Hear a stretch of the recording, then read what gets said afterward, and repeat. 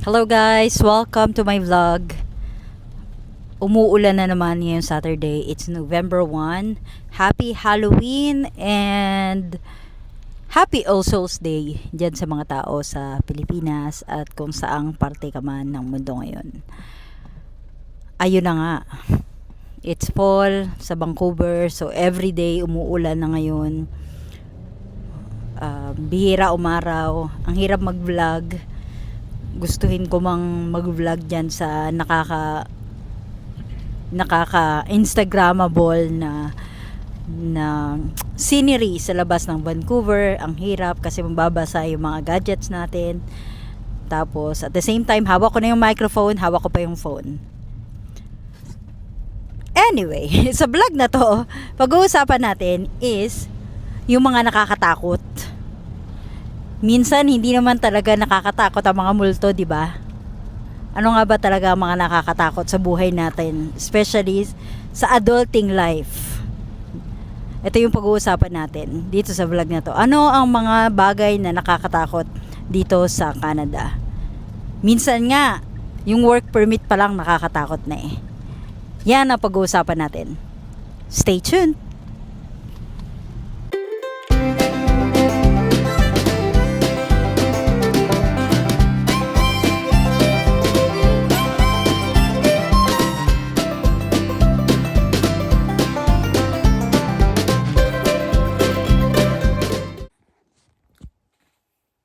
And hello again. Yan, tuwing nag-hello ako, kala ni Summer may kausap akong tao, may kausap ako sa labas, may kausap ako sa telepono. So, pumariin yan siya. Nakita niyo naman sa mga last vlog ko. Reactive siya. Protective, di ba? Yung mga maliliit na aso, protective. At yun na nga, dapat sa labas ako magbi-video, kaya lang umuulan, ang hirap hawakan na walang stabilizer. Tapos yung at the same time, natatakot kasi ako pag naka-clip na gano'n, tapos pag naglalakad, natatakot ako, baka mahulog yung phone ko, at the same time, mahulog din yung DJI. At pag-uusapan natin is yung mga nakakatakot about adulting, especially as an immigrant or those people na OFW, kahit saang bansa. Nasabi ko nga, hindi naman pag matanda na tayo, ang mga nakakatakot na sa atin, hindi na yung mga aswang. Unless nakatira ka, syempre, doon sa mga haunted house, diba? Nakakatakot pa din yun. Anyway, well, bihira naman siguro yun nangyari. Anyway, yun nga, mga nakakatakot na sa atin is yung adulting. By the way, may ikwento ko lang yesterday. We had a Halloween, a little trick or treat sa mga bata. Ang cute na mga bata, yan, ilalagay ko sa picture. Ang cute na mga bata, naka-costume silang lahat. Napakaganda lang talaga nilang tingnan kasi nga, nag-effort yung mga parent nila na damitan sila ng pagka-cute. Kung pwede ko nga lang talaga silang picturean isa-isa, pakita sa inyo. Kasi, yan na, nagiging monster na ako sa vlog ko. Ayun, sige, papakita ko lang yung picture, i-blur ko lang yung mukha, pero, yan, nasa kami lahat, nag-picture kami lahat. Pero hindi pa yan, hindi pa kompleto yung mga bata dyan. Tapos, ang susunod na segment ng video natin is yung mga nakakatakot. Ayun. Ang una natin pag-uusapan is about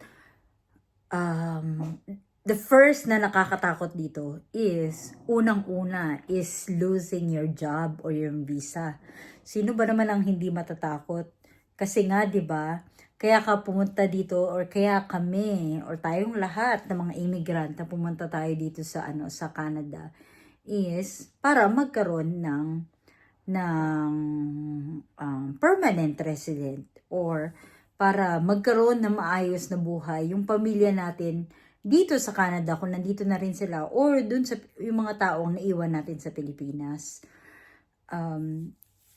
Sikat na sikat yung topic na ngayon yan dito sa Canada. Yung maraming nalilay off ngayon Kasi yung government nga pinaprioritize na yung mga PR or mga Canadian citizens over the temporary foreign worker kasi nga ang taas ng unemployment rate.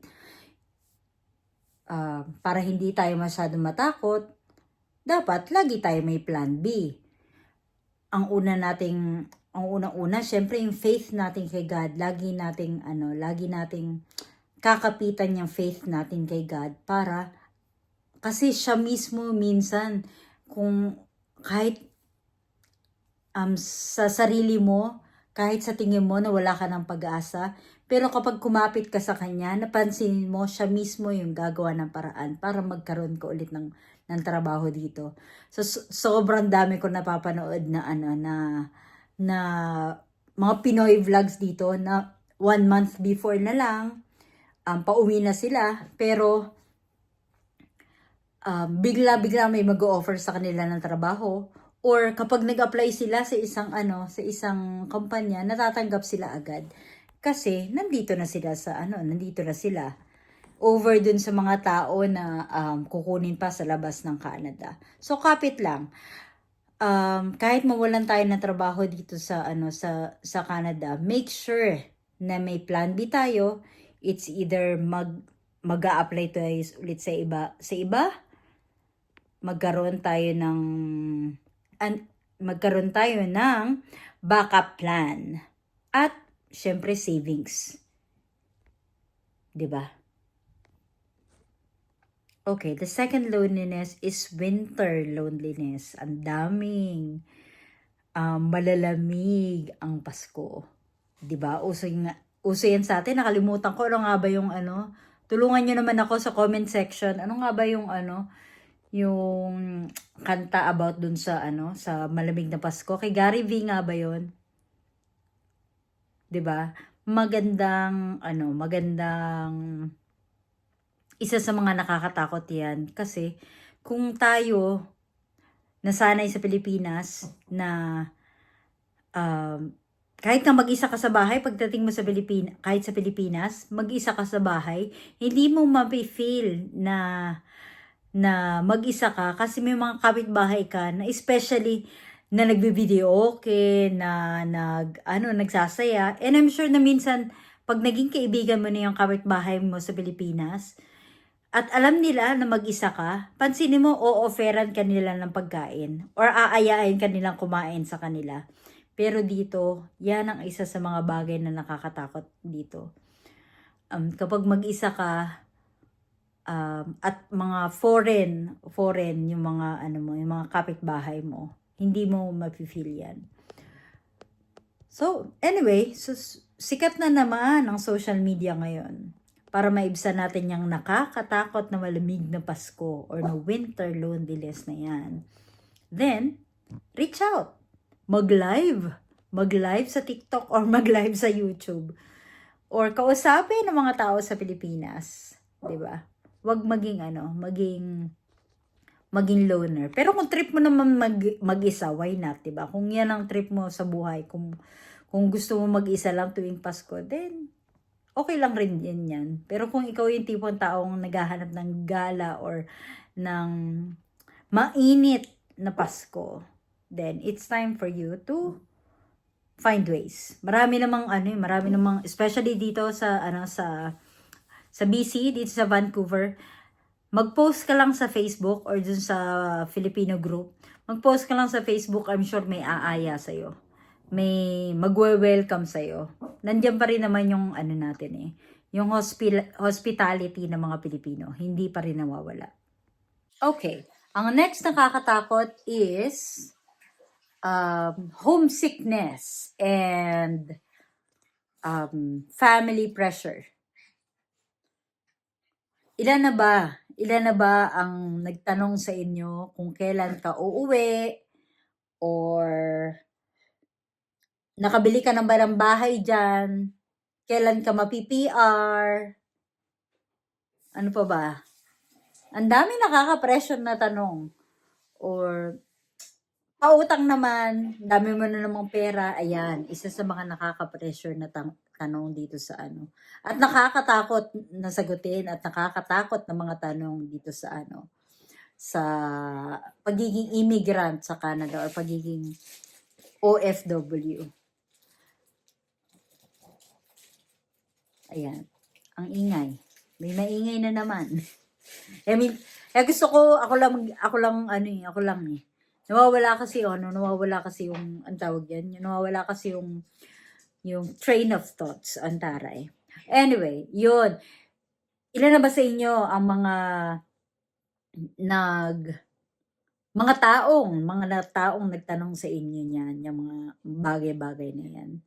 Siguro, para sa akin, ang ginagawa ko kasi minsan hindi ko lang sinasagot. Iniiba ko yung topic pagdating sa mga ganyang mga bagay-bagay. Or kapag trip ko naman, nasagutin ng diretso, ang sinasabi ko, aba, hindi naman ako mayaman. Ano kaya, hindi porket dollar ang sweldo rito, peso ang ginagastos. Syempre, kung dollar ang sweldo, dollar din ang mga gastusin. Diba? Hindi basta-basta nakakaipon or hindi basta-basta nakakabili ng mga bagay-bagay. Ang next na nakakatakot natin is yung feeling na left behind. Ano ibig sabihin nito? Yung parang scroll sa sa Facebook mo or sa social media mo at napapansin mo yung iba nakakabili na ng bahay nila, nakapagpatayo ng apartment, nakakabili ng sasakyan, may sariling business. 'Di ba? Minsan may mga fear tayo na ma-achieve ko pa ba 'yun? Minimum lang naman yung sahod ko dito sa Canada. Tamang-tama lang lagi sa tamang-tama lagi. Kumbaga break even lang lagi.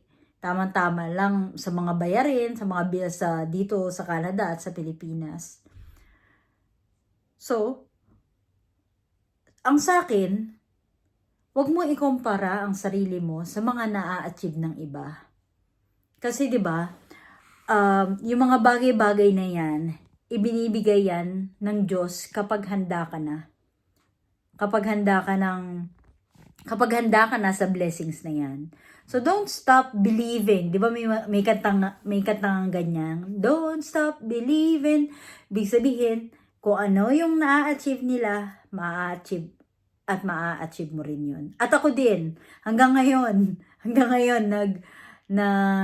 hindi ako tumitigil na manalig at kumapit sa Diyos na balang araw, mararating ko rin kung ano yung mga narating nila. Magkaroon ng bahay, magkaroon ng magandang kotse. Although may bahay naman kami, pero hindi sa amin.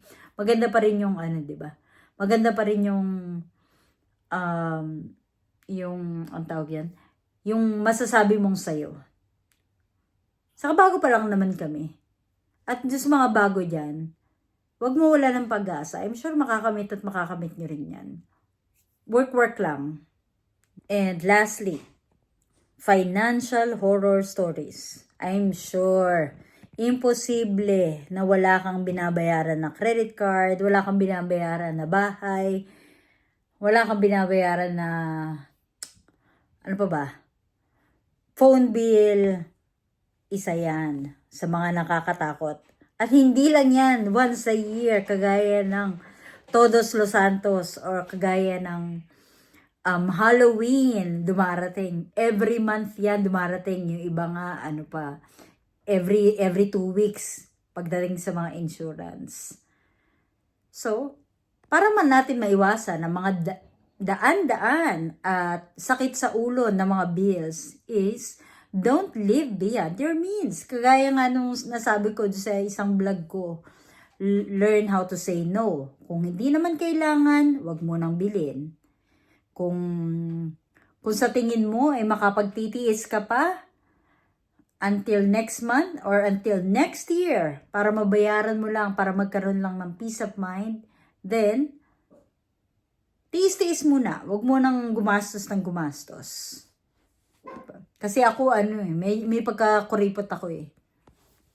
Hanggat hindi ko kailangan ng bonggang-bongga, hindi ko talaga bibilin. Yun naman ako. Pero minsan, nireregaluhan ko rin yung sarili ko. Ano kaya, nagpaparegalo ko. Yun ang technique eh. Para hindi mo pera. Ina-ask ko yung partner ko na regaluhan niya ako. Palagi. Yun. Yan ang mga kagandahan na may partner. Para Pero sa mga walang partner, tiis-tiis lang muna. Yan, malalampasan mo rin yan. Yan. So, mga kabayan, that's the end of my vlog. In the essence of this vlog, face your fears. Lahat naman nakakatakot eh. Lahat ng mga bagay, lahat ng mga bagay may takot yan na nakasama. Pero kapag hindi mo sinubukan, then walang growth. Walang learning na mangyayari. Face your fears, kumbaga. Pero ako hindi. Wag mo ako sasabihin, wag mo akong bibiruin sa gagamba. Kasi hindi ko talaga kaya yung fears na yan. Pero anyway, iba naman yan eh. Iba lang, naman yan eh. Kumbaga, hayop naman. Ang hirap naman kasing i-conquer ng fear sa mga malalaking gagamba. Sino ba hindi takot sa gagamba dito? Comment below nga.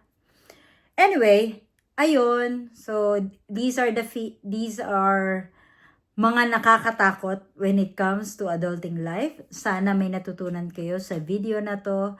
Don't forget to like and subscribe and click on the bell icon for future updates sa mga next vlog ko. Okay? At laging tatandaan, hindi kailangan ng marami kang pera basta may peace of mind. Kasi nakakatakot ang walang peace of mind. Okay. Bye-bye!